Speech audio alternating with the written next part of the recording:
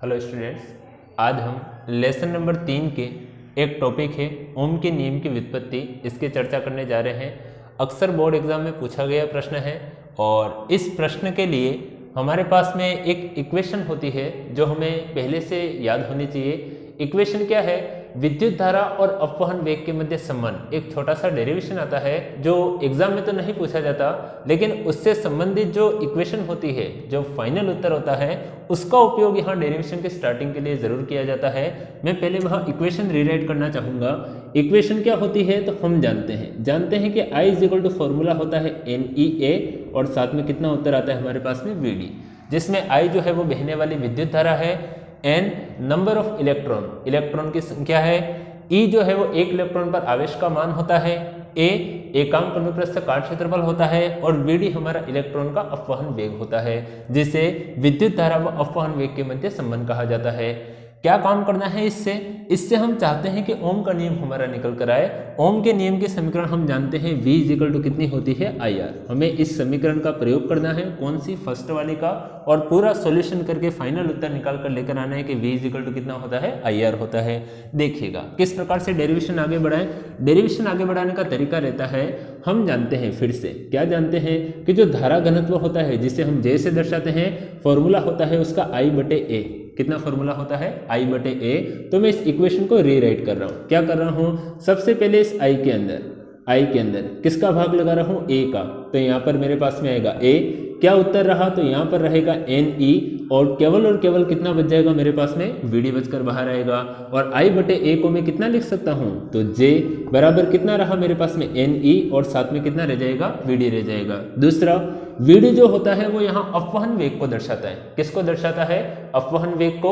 और अपवहन वेग का सूत्र हमें याद होना चाहिए। क्या सूत्र होता है? तो अपवहन वेग VD का जो सूत्र होता है वह होता है माइनस का E/m और साथ में आता है टाउ, जिसमें E एक इलेक्ट्रॉन पर आवेश का मान है, कैपिटल E विद्युत क्षेत्र को दर्शाता है, स्मॉल m इलेक्ट्रॉन के द्रव्यमान को दर्शाता है, जबकि टाउ जो है वो विश्रांति काल को दर्शाता है। यदि इसमें VD के ऊपर मोड लगा दिया जाए तो हमारी वैल्यू प्लस की बन जाती है। उत्तर आएगा हमारा E अपॉन में कितना आएगा? स्मॉल m और साथ में कितना रहेगा? टाउ।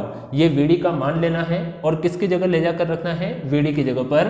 तो J को लिखने का तरीका रहेगा, क्या रहेगा? J बराबर क्या लिखा जाए?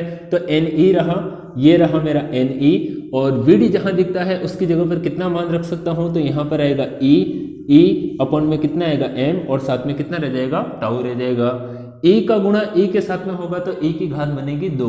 आपके पास में J बराबर उत्तर रहेगा, कितना रहेगा? तो NE², यहाँ पर कितना रहा? E अपॉन में रहेगा स्मॉल m और साथ में कितना रहेगा? टाउ।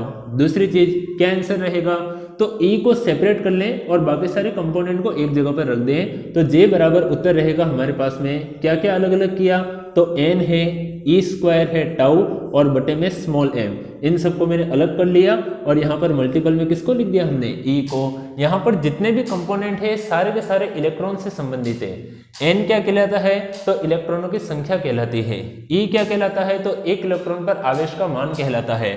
टाउ क्या है? तो इसको कहते हैं विश्रांति काल। इलेक्ट्रॉन की टक्कर के दौरान जो समय लगता है वह हमारा क्या कहलाता है? विश्रांति काल कहलाता है। और स्मॉल m क्या है? तो इलेक्ट्रॉन का द्रव्यमान होता है।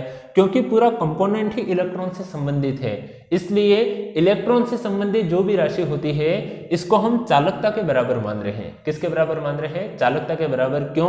क्योंकि इलेक्ट्रॉन की संख्या बढ़ने पर, इलेक्ट्रॉन का प्रभाव बढ़ने पर कौन बढ़ जाता है? तो चालकता बढ़ जाती है।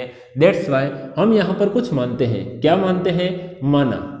हमने माना कि जो चालकता है हमारी सिग्मा, उस सिग्मा को कितना माना? तो NE², साथ में कितना रहेगा? टाउ और यहाँ पर कितना रहेगा? स्मॉल m रहेगा।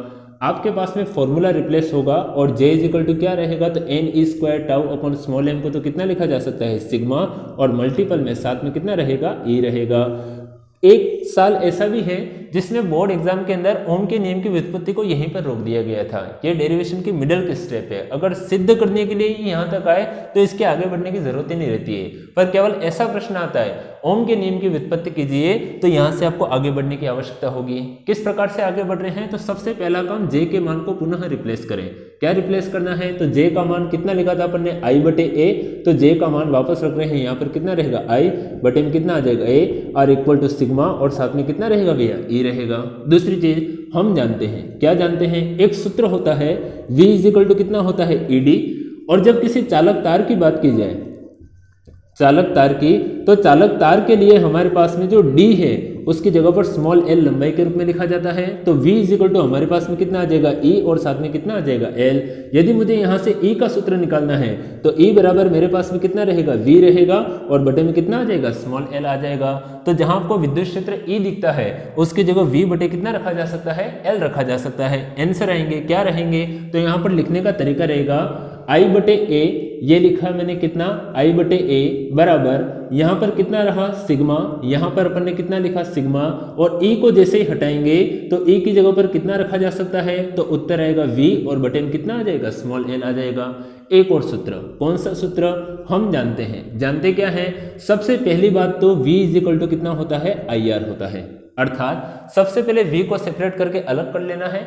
एक बहने वाली विद्युत धारा भी है, बाकी जितने भी कंपोनेंट बच रहे हैं वो किसी न किसी तरीके से प्रतिरोध R का मान बता देंगे। किस प्रकार से बताते हैं उसकी अपन चर्चा करते हैं। तो सबसे पहले मैंने V को सेपरेट किया, V को सेपरेट करने के लिए I के अंदर में किसका गुणा करवा रहा हूँ L का, तो I के साथ में मैंने किसका गुणा करवा दिया L का, और ये जो A पड़ा हुआ था उसमें किसका भाग लगा दूंगा सिग्मा का, तो यहाँ पर कितना उत्तर आ गया सिग्मा बराबर मेरे पास में कौन सेपरेट होकर आ गया है V, क्योंकि V इजिकल टू IR होता है तो मैं V को सामने की ओर लिख रहा हूँ। क्या उत्तर आया, तो I इंटू L, और यहाँ पर कितना रहेगा A मल्टीपल में कितना आ जाएगा सिग्मा निकल कर आ जाएगा। वन मोर, क्या एक सूत्र होता है सिग्मा का जिसको कहा जाता है चालकता। क्या कहा जाता है, चालकता। चालकता की परिभाषा ये रहती है कि प्रतिरोधकता के व्युत्क्रम को क्या कहा जाता है, चालकता। सूत्र होता है सिग्मा बराबर होता है 1/ρ। क्या सूत्र होता है, सिग्मा बराबर 1/ρ। मैं रो को सामने की ओर भेजूंगा प्रतिरोधकता को और सिग्मा को नीचे लेकर आऊंगा, तो दिस सिंप्लाई रो का सूत्र मेरे पास में बनेगा 1 बटा कितना बनेगा सिग्मा। हम सूत्र में देख सकते होंगे क्या है, इस V को क्या लिखा जा सकता है, तो V बराबर ऐसा लिखा जा सकता है कि I इंटू कितना आ जाएगा स्मॉल l बटे में कितना चल रहा है A, और ये जो सिग्मा लिखा है ऐसा अपन लिख सकते हैं 1 अपॉन कितना आ जाए सिग्मा, और इस 1 अपॉन सिग्मा को किससे रिप्लेस किया जा सकता है, रो से दर्शाया जा सकता है। तो हमारे पास में उत्तर निकल कर आएगा, क्या उत्तर आया, तो V बराबर ये लिखा अपन ने V बराबर I इंटू L डिवाइड में कितना रहेगा A n 1 अपॉन सिग्मा को कितना लिख सकते हैं रो, तो मल्टीपल में कितना उत्तर आ जाएगा रो। नेक्स्ट वन, हम जानते हैं रो जो होता है प्रतिरोधकता जो होती है उसका सूत्र होता है हमारे पास में RA बटे स्मॉल l। क्या सूत्र होता है, RA बटे स्मॉल l, जिसमें R हमारा प्रतिरोध है, A जो है वो क्षेत्रफल है और L हमारा क्या है लंबाई है।